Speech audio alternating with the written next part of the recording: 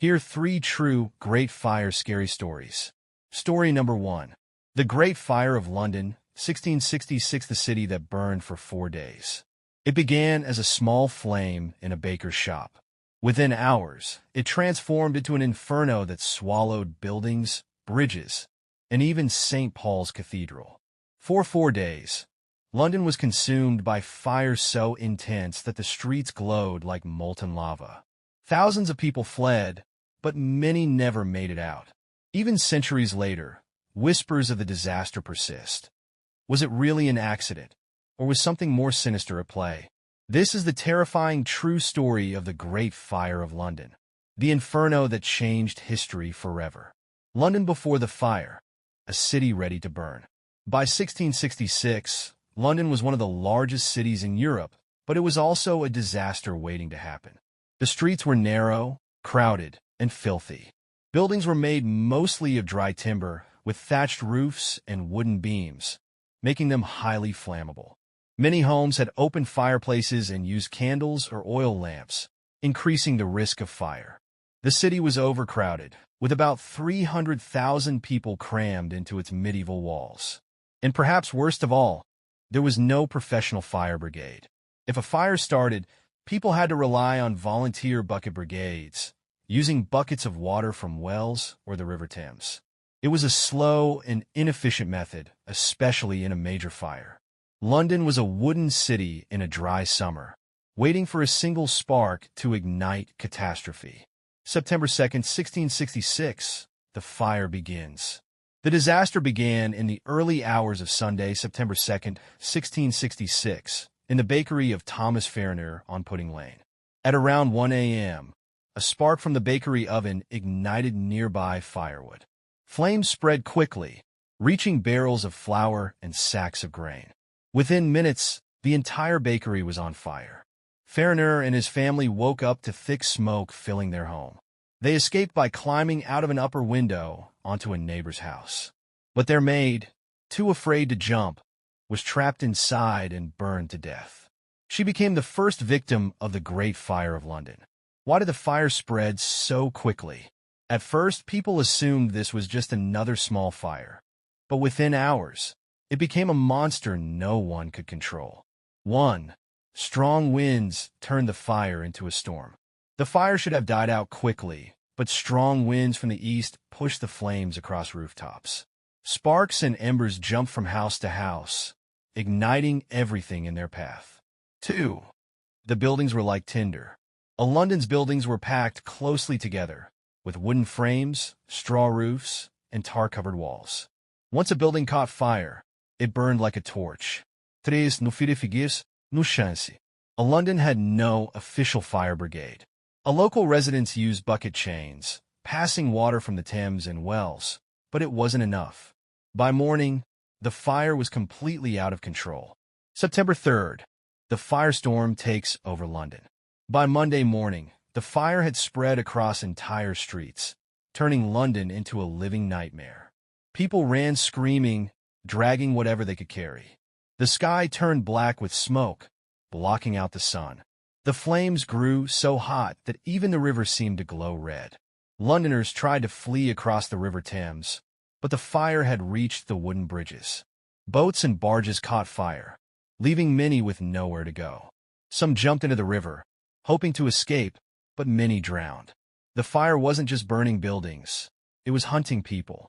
September 4th, St. Paul's Cathedral collapses in flames. On Tuesday, September 4th, the fire reached one of London's greatest landmarks, St. Paul's Cathedral.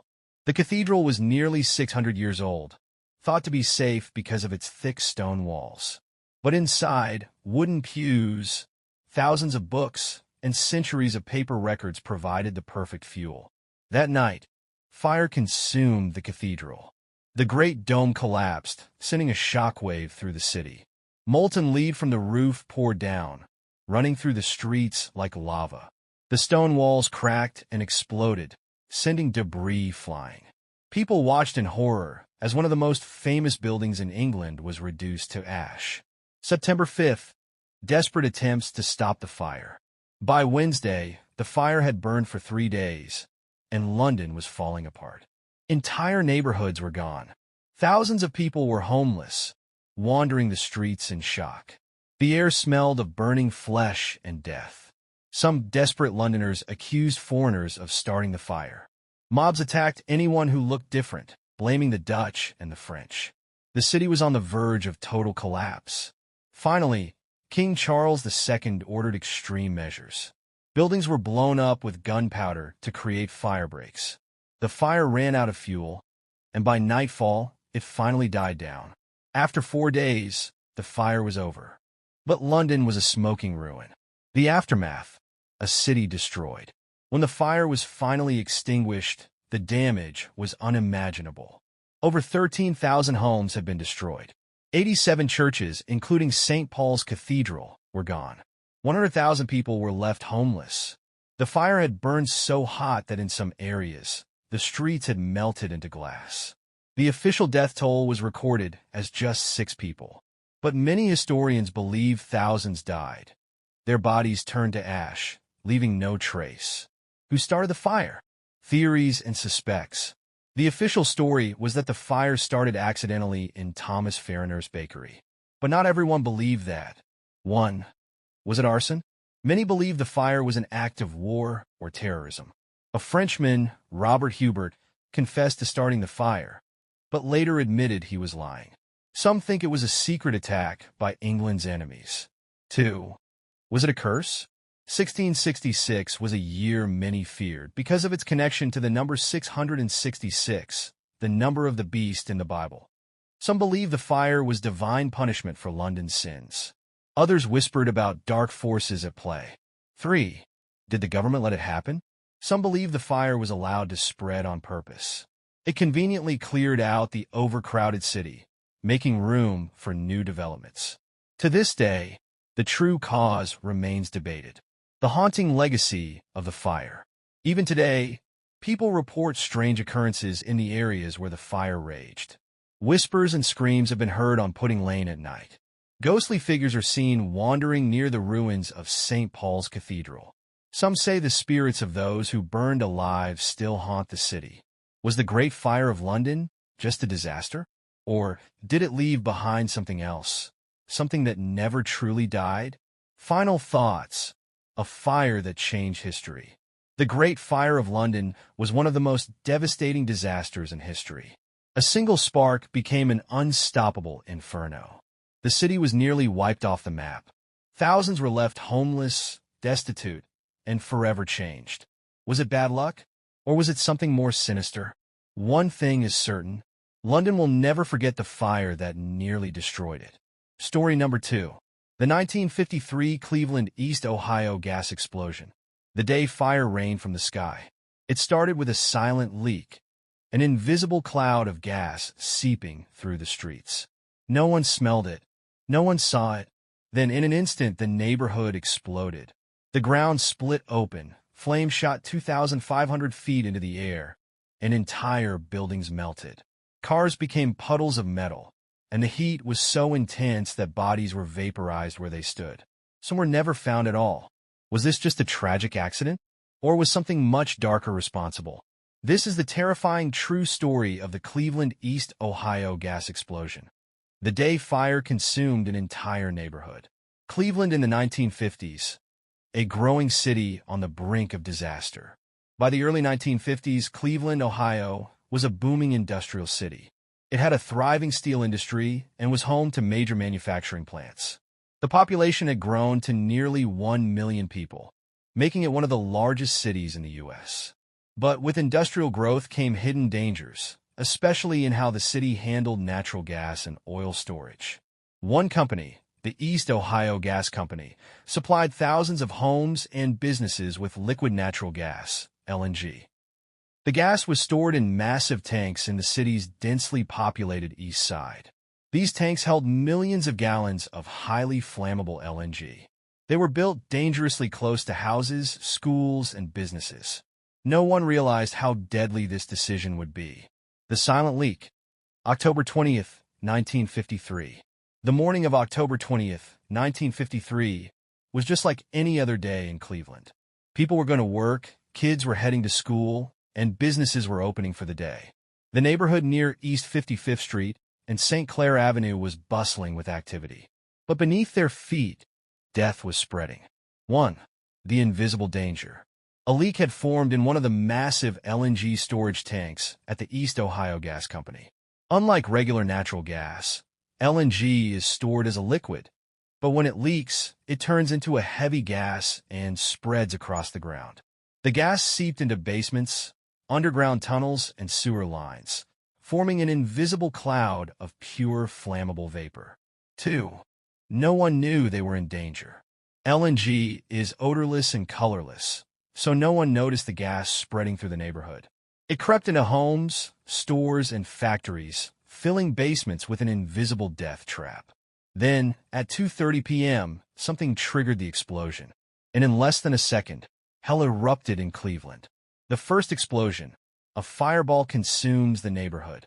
At 2:30 p.m., a spark ignited the gas cloud, and the entire neighborhood detonated like a bomb. The ground split open, spewing fire 2,500 feet into the sky. A fireball the size of a city block engulfed houses, cars, and factories in an instant.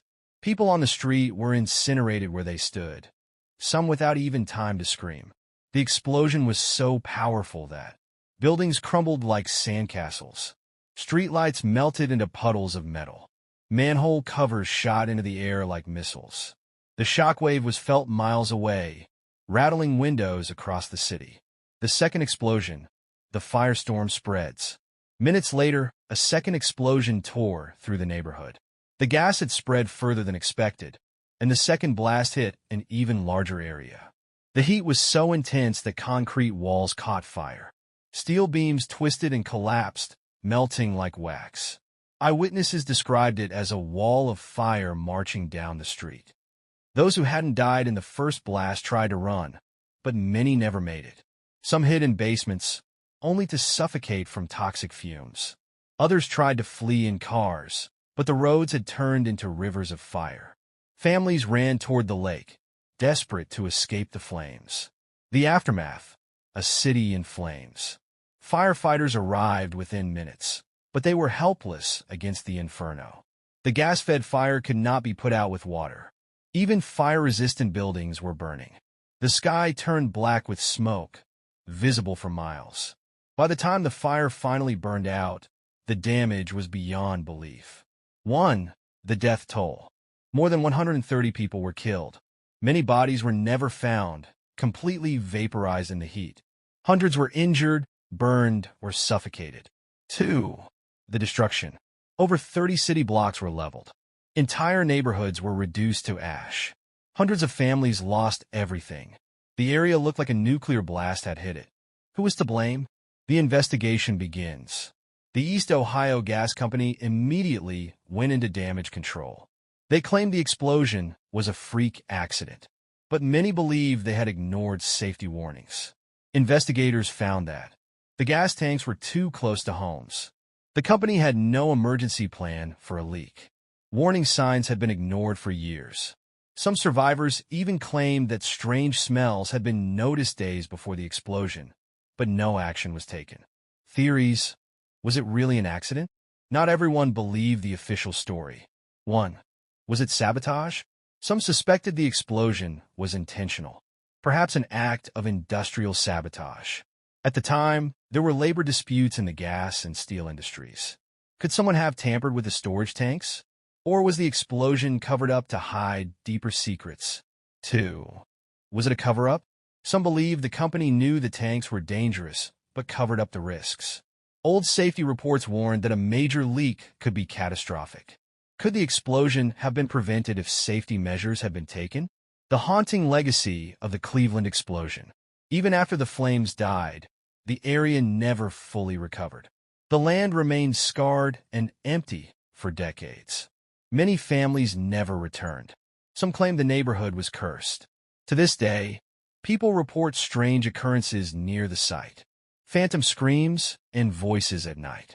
Flickering lights and fire-like apparitions. Some say they can still smell burning flesh on certain nights. Did the souls of those who burned alive never leave? Final thoughts. The day Cleveland became an inferno. The Cleveland, East Ohio gas explosion was one of the deadliest industrial disasters in U.S. history. A silent gas leak turned an entire neighborhood into a firestorm. The heat was so intense that bodies were vaporized. Hundreds of lives were lost in a matter of minutes. Was it just a tragic accident? Or was there something more, something the city never wanted people to know? One thing is certain. Cleveland will never forget the day fire rained from the sky. Story number 3. The Triangle Shirtwaist Factory Fire. The deadliest workplace disaster in New York's history. March 25, 1911, hundreds of young women were working inside a New York City factory when a small fire broke out. Within minutes, it became an inferno. The doors were locked. The windows were too high. There was nowhere to run. Desperate workers jumped to their deaths, while others were burned alive. The fire lasted just 18 minutes, but it changed American history forever. Some say the screams of the women who died that day can still be heard near the site. This is the horrifying true story of the Triangle Shirtwaist Factory Fire, the tragedy that shook the world. A factory of death waiting to happen. The Triangle Shirtwaist Factory was one of the largest garment factories in New York City, located in the Ash Building at 23-29 Washington Place in Manhattan. The factory specialized in cheap women's blouses called shirtwaists. Hundreds of immigrant women and teenage girls, mostly from Italy and Eastern Europe, worked long hours for terrible pay. The factory occupied the 8th, 9th, and 10th floors of the building, high above the streets of New York. Terrible working conditions. The workers earned just $6 to $7 per week, despite working 12 to 14-hour days. The air was thick with dust, fabric scraps, and oil-soaked floors, making it a fire hazard. Exits were blocked, and only 2 elevators served all the workers. But the worst part? The factory owners locked the doors from the outside to prevent workers from taking unauthorized breaks. This decision would soon turn the factory into a death trap. March 25, 1911, the fire begins. It was a Saturday afternoon, and the factory was filled with 500 workers. The workday was almost over, and many were finishing their last sewing tasks. Suddenly, at 4:40 p.m., a small fire broke out in a fabric bin on the 8th floor. Within seconds, flames spread across the floor, feeding on the lint, cotton scraps, and wooden tables. A worker grabbed a bucket of water, but the fire was too fast, too strong. The fire becomes an inferno. The fabric scraps ignited instantly, spreading fire to the wooden floors and walls. Smoke filled the air, making it impossible to see or breathe. Workers screamed and ran for the exits, but they found the doors locked. The factory owners had locked the doors to keep workers from stealing. Now, those doors would seal their fate. Panic and chaos. No way out. The fire spread to the 9th and 10th floors in minutes. Women pounded on the doors, screaming for help. The elevator operators made several trips to save as many as possible, but the heat twisted the elevator cables. The only fire escape collapsed under the weight of panicked workers, sending them plunging to their deaths. Some workers tried to use the stairs, but by then, the flames had cut off all escape routes. The heat was unbearable. The smoke was suffocating. And then they started jumping. The jumpers. A choice between fire or death. As the fire raged uncontrollably, trapped workers faced a horrifying decision. Burn alive or jump from the windows. One by one, they began to jump. Witnesses on the street watched in horror as bodies fell from the sky. Some held hands before leaping. Others wrapped themselves in fabric, hoping it would slow their fall. It didn't. Their bodies hit the pavement so hard that they left dents in the ground. By the time the fire was out, over 60 workers had jumped. The fire lasted just 18 minutes, but killed 146 people. By the time firefighters arrived, it was too late. They tried to use nets to catch jumpers, but the impact was too strong. The fire hoses couldn't reach the top floors. Within 18 minutes, the fire had consumed everything. When firefighters searched the building, they found a scene of pure horror. Bodies piled against the locked doors, burned beyond recognition. In one corner, dozens of workers had huddled together, trapped, their remains fused together by the heat. The youngest victim was just 14 years old. Who is to blame? The investigation begins. Public outrage exploded across the country. The factory owners, Max Blank and Isaac Harris, were immediately blamed. They had locked the doors, ignored fire safety laws, and put profits over human lives. But shockingly, they were never punished. At trial, the owners claimed they didn't know the doors were locked. The jury acquitted them. They walked free, while 146 workers never got justice. Later, they collected insurance money for the fire, more than they paid the victims' families. It was one of the greatest injustices in American history. The aftermath, the fire that changed America. The Triangle Shirtwaist Factory fire led to major changes in workplace safety laws. Stronger fire codes were created. Doors in factories were now required to open outward and remain unlocked during working hours. The first workplace safety laws were passed, protecting workers from exploitation. It took the deaths of 146 people to make these changes. Ghosts of the Triangle Factory, the hauntings that still exist. Even after the fire, many believe the spirits of the victims never left. 1. Unexplained screams and shadows.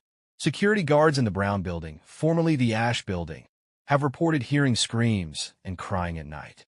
Some have seen shadowy figures in the hallways, especially near the 8th and 9th floors. 2. Cold spots and burning smells. Visitors to the site claim to feel cold chills, even in the summer.